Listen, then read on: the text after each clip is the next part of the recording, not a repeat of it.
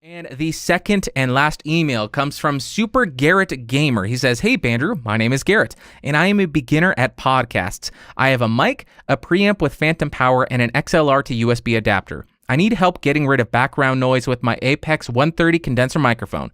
Can you give me any tips, please? If you want to hear how bad it is, you can check out my podcast, The Piano Podcast with Garrett K, on Apple Podcasts, Spotify, Google Podcasts, and more.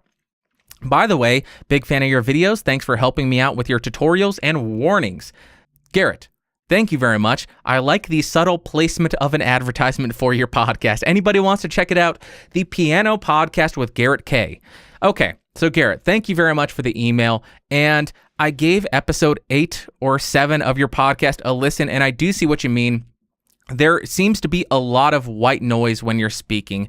Now, I looked up the Apex 130 microphone, and it looks like a conference microphone, which I've never used, but it's probably not going to be the best microphone for the job. But if that's the microphone that you have, I'm not going to say sell it and go buy another one unless you're willing to do that. Get a dynamic microphone instead, put it right next to your mouth. You'll get much better quality that way. As far as the preamp, that's another place in your chain that could be causing issues, but you didn't list what it was. So I don't know if it's a bad preamp, if it's a good preamp, or if it's not really fitting for the job. But my first thought when I was reading your email is it's likely going to be the XLR to USB cable that's causing issues, because the XLR to USB cables and XLR to USB adapters, they work, but they typically don't work very well. So they have a tendency to cause a lot of issues in your recording. So if you can't replace any of these items, if you're not able to afford it, or you just don't know how or what to get, here's a really easy solution.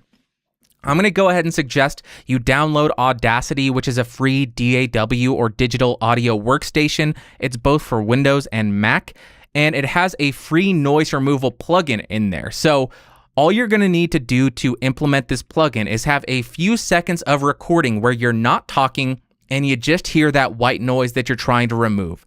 So what that's going to do is allow you to use that couple seconds of silence with just the noise to train the noise removal plugin of what noises you're trying to remove from your recording. So once you've done that, you can go ahead and make minor adjustments to the plugin, which I've never used.